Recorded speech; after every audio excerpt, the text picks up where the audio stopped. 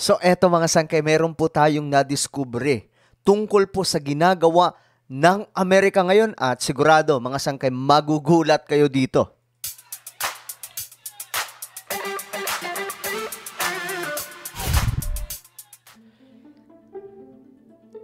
So eto guys, mga sangkay, meron po tayong nahanap na impormasyon.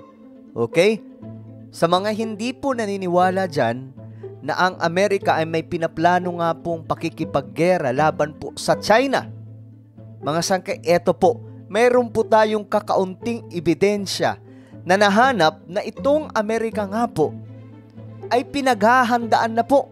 Matagal ng panahon mga sangkay, itong digmaan laban po sa China. So eto mga sangkay, meron po tayong nahanap.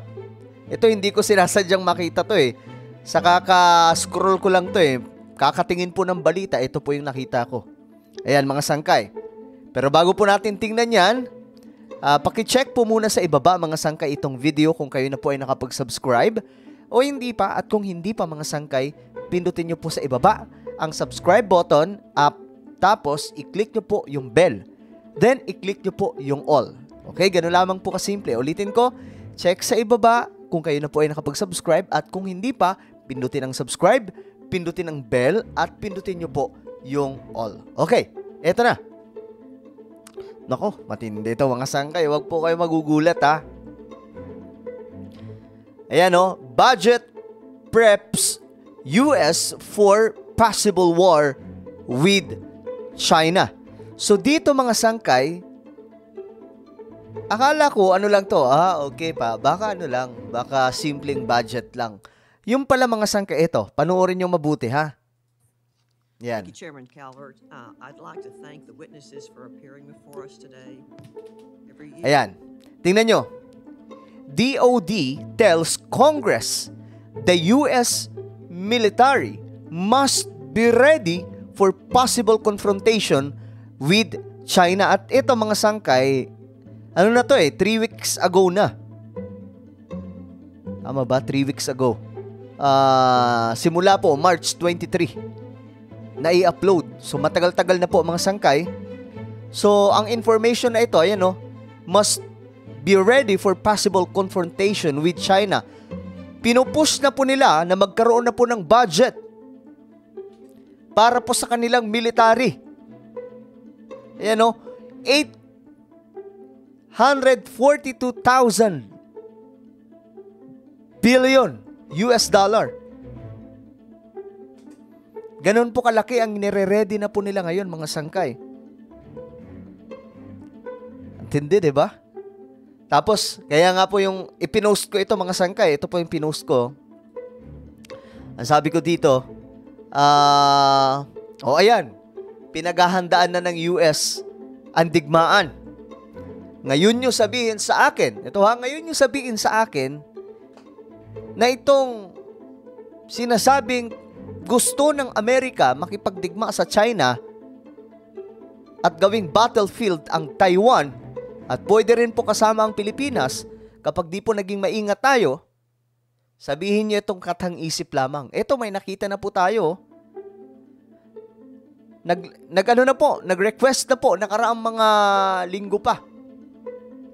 Ang Amerika or yung Congress po nila ng malaking budget para po sa posibleng, ayan po, possible war with China. Diba? So, ang tanong ko nga po dito, bakit nga ba ang Amerika hayok na hayok sa digmaan? Eto, panoorin po natin, saglit. Senior defense officials testified that the world is the most dangerous. Okay, di marinig. Wait lang ha. Hinaan lang natin to ng kaunti. It has ever been.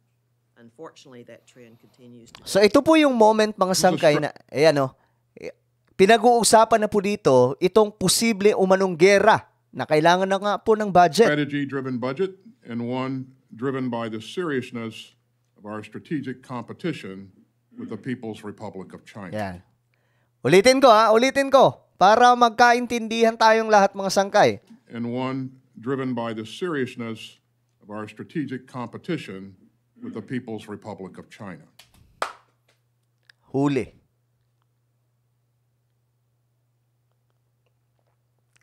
So ngayon yung sabihin sa akin, yung mga sinasabing, katang-isip lamang yan, hindi totoo magkakagera, hindi totoong gusto ng Amerika makipaggera. Well, ulitin ko ulit. Tingnan po natin. Pakinggan nyo. Our strategic competition with the People's Republic of China. Ulitin natin dito. And by the seriousness of our strategic competition with the People's Republic of China. This budget will help us continue to implement our 2022 National Defense Strategy and the President's National Security Strategy. In order to protect the American people, readiness now and readiness in the future through modernization is our number one priority, and there is no other number one. So yun na po yung ginugol nila ngayon. Ito po, 842 billion US dollar na budget, mga sangkay para po sa kanilang militar. Right now, the international system is under stress. For the first time in our nation's history, the United States is facing two major nuclear powers whose vital national security interests are in competition with the United States. Tapos, ang ginagawa po nila mga sangkay, itong dalawang leader, pinapakita po nila as parang kontrabida. Di ba sa Hollywood mga sangkay, lagi pong kontrabida, Russia. Buti nga, hindi po nagagalit yung Russia dito sa ginagawa ng US eh. Both the People's Republic of China and Russia have the means to threaten our interests and our way of life. But war with Russia or China is neither inevitable nor imminent. Ulitin natin. Yung part na to. The means to threaten our interests and our way of life. Yan. Ito pa. But war with Russia or China is neither inevitable nor imminent. This budget sustains our current readiness and adapts the joint force to the future warfighting requirements. Ayan na. So, eto na nga po, nagre-ready na po sila. Meron na pong proposed budget na 842 billion. Kakaloko no? 842 billion US dollar ang magiging budget para po sa kanilang military. This is a matter of significant national security importance. We must act with clear-eyed urgency. By doing so, no adversary should ever underestimate the resolve of our nation and the strength of our military.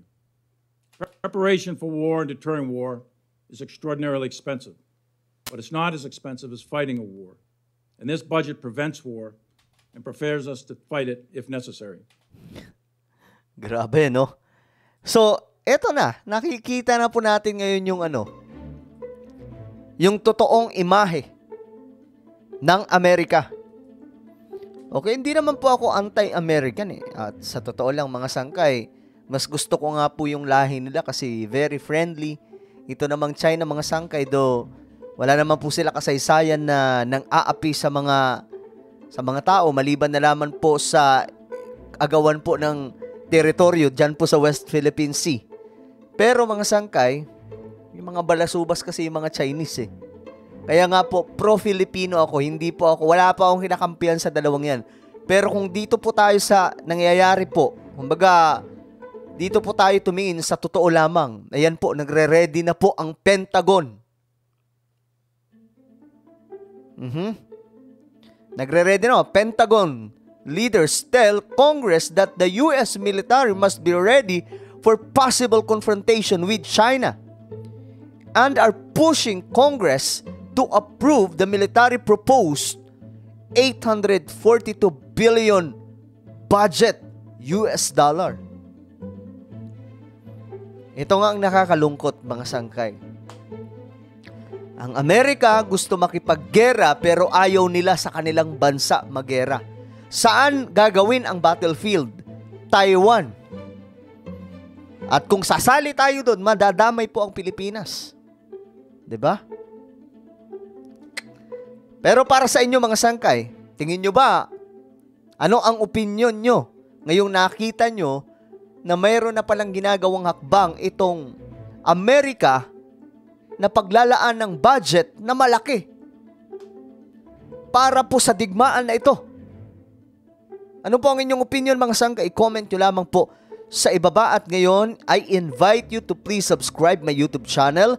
Parami po ng parami dito ang solid sangkay at baka ikaw na lamang po ang wala pa dito. So ang gawin mo lamang, hanapin mo itong Sangkay Revelation sa inyong mga YouTube account. At kapag nakita nyo ng mga sangkay, ang gawin mo lang, isubscribe, tapos i-click yung bell at i-click nyo po yung all. Ulitin ko mga sangkay, pindutin ang subscribe, pindutin ang bell at pindutin nyo po yung all. So ako na po ay magpapaalam. Hanggang sa muli, this is me, Sangkay Janjan. Palagi nyo pong tatandaan that Jesus loves you. God bless everyone. At remind ko lang, Sangkay Revelation, huwag nyo pong kalilimutan ngayon din.